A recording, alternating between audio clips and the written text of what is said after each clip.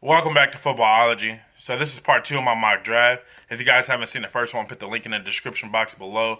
And if you guys are going to comment and say something that my picks are bad or anything like that, please back it up with some kind of reasoning. I'm going to ask you guys. I'm going to come at you guys just like you guys are going to come at me. But definitely have a reasoning why you don't like my pick. And just let me know what you think your team should do in that respective spot.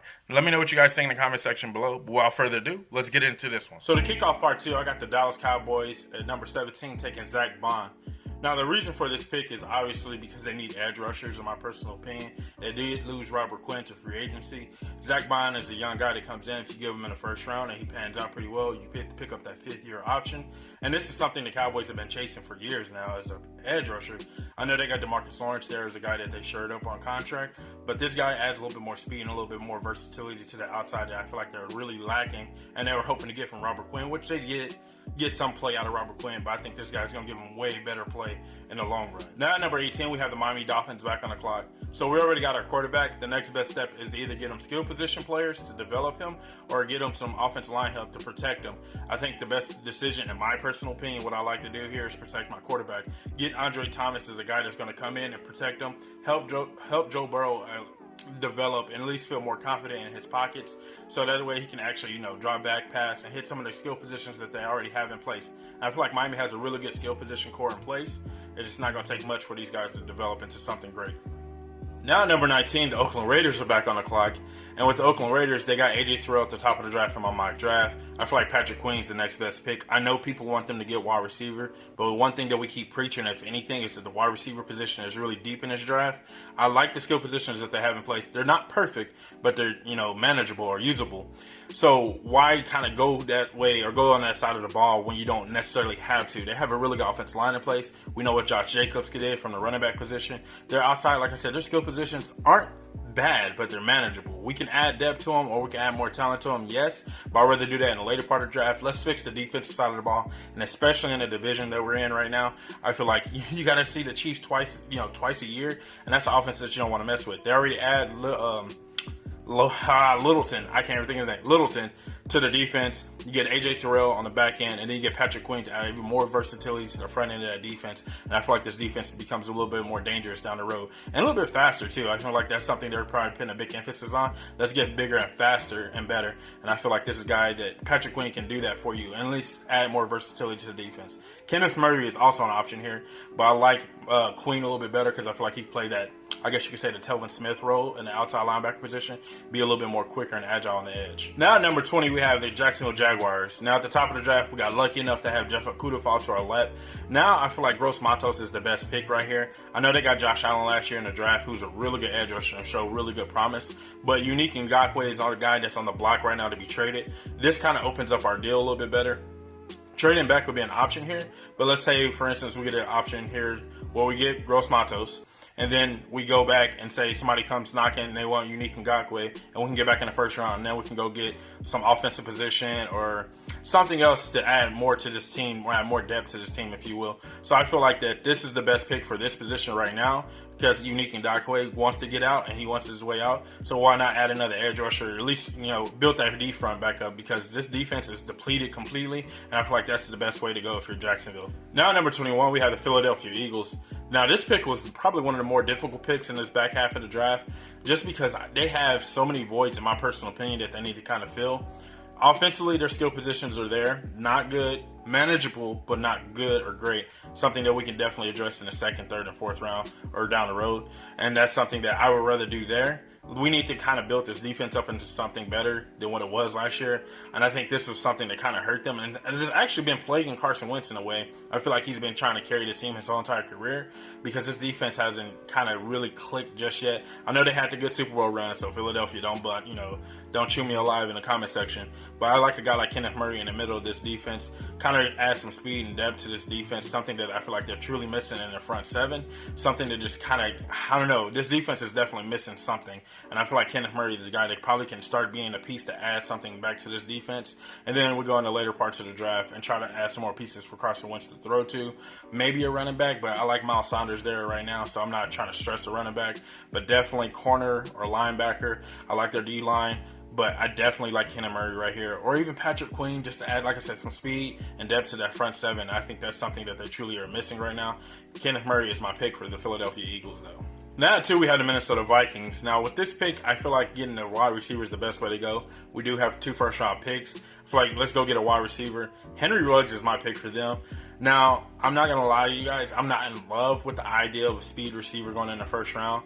But I feel like with Minnesota Vikings, that's something that they're going to be truly missing because Stephon Diggs is gone. Now, Stephon Diggs wasn't like a godlike deep threat or anything like that. Henry Ruggs is a true deep threat, a guy that's going to help stretch the defense, that's going to open up the underneath stuff. You think about a guy like Dalvin Cook, how Henry Ruggs can impact everybody just with his speed and ability to get down the field. It's going to open up for everybody. Adam Thielen, Dalvin Cook, Kyle Rudolph, and all those other receivers on that roster. Is going to allow things easy, just kind of open up, if you will, for Kirk Cousins as well.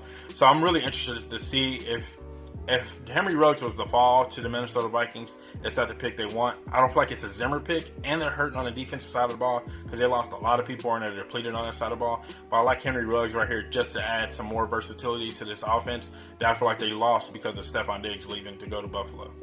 So now at 23, we have the New England Patriots. Now, when it comes to the Patriots, I hate grading them and I hate doing mock drafts for them because Bill Belichick is probably the one guy or one of the guys in the league that I truly have respect for from a team building perspective. I feel like he always gets the best player, have the best player fit for his system, and have that player flourish in that system. But I don't think this is Bill Belichick pick right here. I think number 23 overall is going to be Josh McDaniels' pick to have. They're going to look at Josh McDaniels and say, okay, you're our OC, you're a quarterback guy. And I feel like Josh McDaniels don't get enough credit for being a quarterback guy. I feel like he can actually develop quarterbacks. I don't think if people give him enough credit in that regard because he's always been working with Tom Brady. But I feel like he's always gotten his other quarterbacks ready to play regardless of anything. So when it comes down to it, I feel like this pick is Josh McDaniels' pick. And with that being said, Jordan Love is their pick as well. I feel like Jordan Love is a guy that's raw and is going to come in and have Josh McDaniels be able to mold him into something you want. And everybody keeps throwing out this comparison of Patrick Mahomes when it comes to Jordan Love. I feel like if that's the case, the New England Patriots are going to look at it this way. If we can't beat them, we're going to join them. Let's go get ourselves one, and then let's have a shootout when it comes time to play against the Kansas City Chiefs. I feel like Jordan Love is a guy that can actually be really good fit for them. He's not going to be asked to do a lot right out of the gate, but Josh McDaniels are going to eventually get him to the right point for him to be an elite quarterback. Not saying he's going to be an elite quarterback, but hopefully that Josh McDaniels can develop him into something like that level, and I think that'd be a really good fit for him, honestly. Like I said, he's not going to have a lot to do out of the gate, but it's definitely going to give him an opportunity to be successful early in his career. Now at 24, we have the New Orleans Saints. Now, when I was going over the New Orleans Saints roster, they actually are pretty clean at every position for the most part. They're what you would call a Super Bowl contending team, or probably not if the leading Super Bowl contending team, just because of what they have returning, what they have currently on their roster, and the way their roster is constructed. Now, that's not saying that they don't need to use this pick, and trading out of it is definitely a higher option than taking Justin Herbert, but I like for them to get Justin Herbert. Drew Brees is definitely on his last leg. That's already known throughout the league for everybody. Why not get a guy like Justin Herbert to come in? If he's raw and he needs some working, have him sit behind Drew Brees for a year or two, and guess what he's going to do when he comes out? He's going to flourish, and he's going to look even better than he did coming out of college. Give him the opportunity to get into the playbook. Give the opportunity for Sean Payton to develop him the way he wants him to be developed. So when it's time for him to hit the field as the starting quarterback for the New Orleans Saints, he's going to be ready to hit the field and to take off running, and no one's going to be able to stop him. I think personally, if he has that opportunity, and remember a couple of years back, Sean Payton was talking about, there was rumor that Sean Payton wanted Patrick Mahomes for himself to sit behind Drew Brees. So here's another opportunity for Sean Payton to go get a young quarterback to sit behind Drew, who we know only has a year or two left in him. And then hopefully he develops into something great once again. Give him a chance to sit and just go out there and flourish and be a good quarterback when his time comes. So now at 25, back on the clock is the Minnesota Vikings.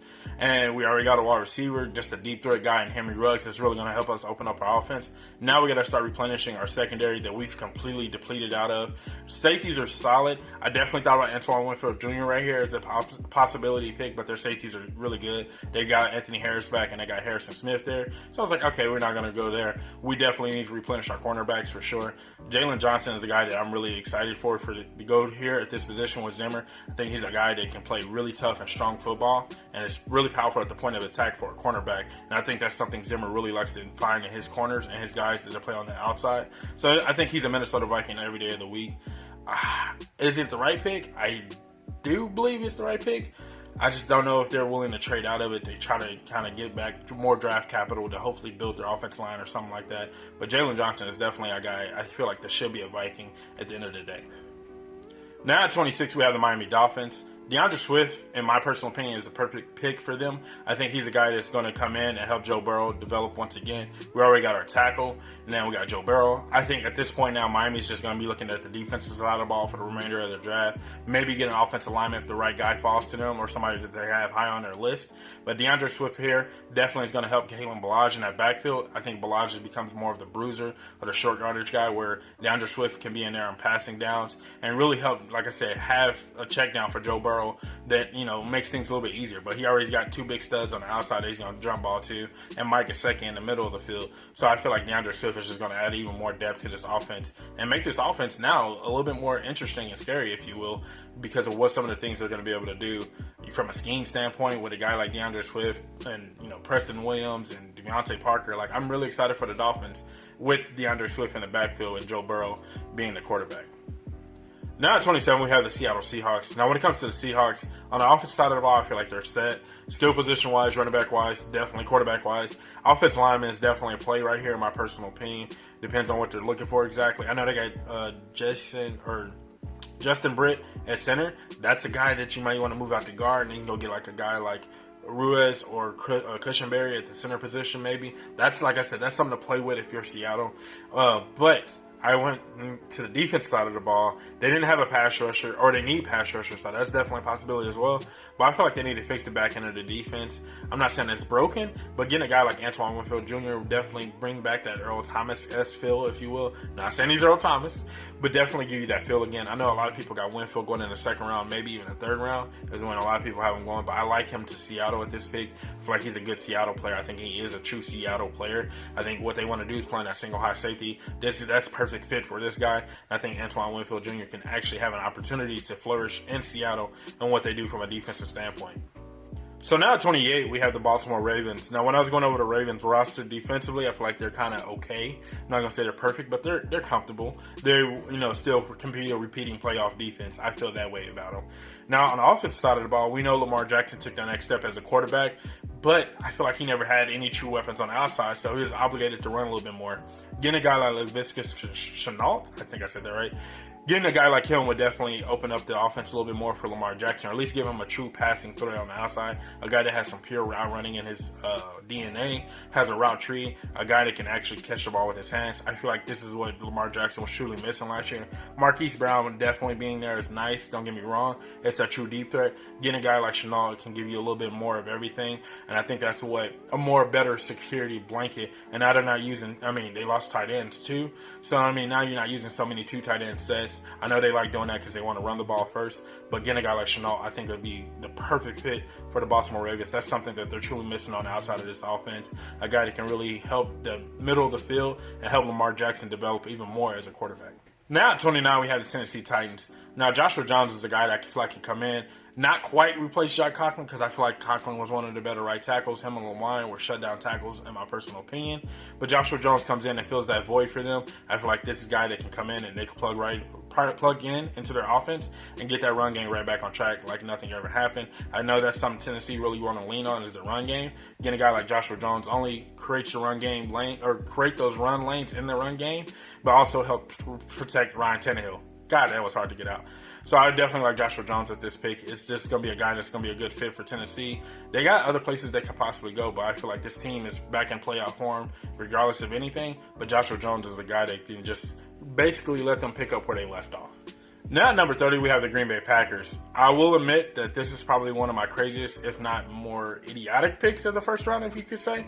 Harrison Bryant going to the Green Bay Packers makes sense in a way where I feel like this is something that they might need. I don't know for sure. Justin Jefferson can definitely be an option here. They definitely need a pass-catching threat. I feel like Harrison Bryant gives them that in the middle of the field. Now, Aaron Rodgers has not been the type of quarterback that truly used the middle of the field or use his tight end position. I feel like up until this year, it just depends on what they want to do from an offensive standpoint, if they want to start leaning that way. I know they ran the ball a little bit more this year. Maybe Harrison Bryant's a guy that could come out and be a more receiving threat in those options or in those plays. So I just like Harrison Bryant. Like I said, they need a pass-catching threat for sure. Maybe Justin Jefferson over Harrison Bryant, but I like Harrison Bryant at this pick. Like I said, it's probably one of my more crazy or idiotic picks for the first round, but I definitely like him there with Aaron Rodgers. Hopefully getting Aaron Rodgers something in the middle of the field to kind of target now. Now at 31, we have the San Francisco 49ers. Now getting a guy like Trayvon Diggs here, it seems very high or rich for me, but you know the Niners can always trade back and stay in the top half of the second draft, and then also get more picks on the back half of the draft to really open up this draft for them. They don't need a lot. I feel like their team and their roster is still intact for the most part. They get right back to maybe even an NFC Championship game, worst case scenario. Getting a guy like Trayvon Diggs, though, I feel like it's something that they truly need. They need secondary help. I feel like they were kind of hurting and their corners were getting bailed out by their front rush, and that's something else I was looking at here too, as a defensive line or somebody to kind of replace DeForest Buckner. So that's an option as well, but definitely improving their secondary I think is the most important thing right now if you're the Niners. Like I said, their pass rush kind of helped that secondary. Now if it starts getting exposed back there, they're going to give up a lot of big plays if they can't get home to the quarterback. Now at number 32 we have the Kansas City Chiefs. Now, with them, I don't see them quite picking here. I feel like they're going to trade back, get more picks, get more value that way out of this pick. But in this draft, we're staying. And since we're staying, I feel like Cushing Barry is the best way to go for them. They're going to give them a center. I know they have a center in place right now that they probably feel comfortable with.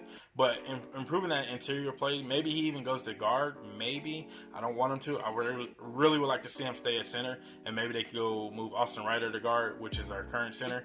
So, Cushing Barry being a guy that I feel like is a good pick for them. Also, Jonathan Taylor was a guy that I was looking at too at the running back position. Now, Damian Williams technically was the Super Bowl MVP in my personal opinion, and I know that's a lot. That's going far way to say, or that's going a long way. But I feel like Jonathan Taylor is another guy that can add a different dimension to this offense, more of a power dimension to this offense that we don't have, and that'd be interesting as well. But right now we're going with Cushing Barry. I feel like Cushing Barry or even Ruiz will be an option here at the guard position or interior offensive line position. I feel like that's just something that they need to build on and improve upon, because I feel like we kind of got beat up there at some points of the year. And so if you can improve that part of the offensive line, then Pat Mahomes can definitely step up and have an opportunity to deliver more passes. Defensive cornerback is also an option here, but I feel like that's why they trade back to then go get a guy that they feel like they get better value out of. There might be a quarterback here. Who knows? If Jacob Easton, like currently in my mock draft, Jacob Easton is still on the board, maybe a team wants to come up and get Easton. So who knows? But definitely I feel like Cushing Barry is the right pick for the Kansas City Chiefs, just to improve the interior offensive line play. So that's all I had for my 2020 NFL mock draft. Let me know what you guys think in the comment section below. Like I said, if you guys got something to say, then say it. And let me know why you feel that way. Let me know what you think in the comment section. Like, put it all out there. Don't just be like, oh, you suck, and then walk away. Let me know what you truly think. And if you're not a footballologist yet, go and subscribe to the YouTube channel today. Become a footballologist. And stay safe, football fans.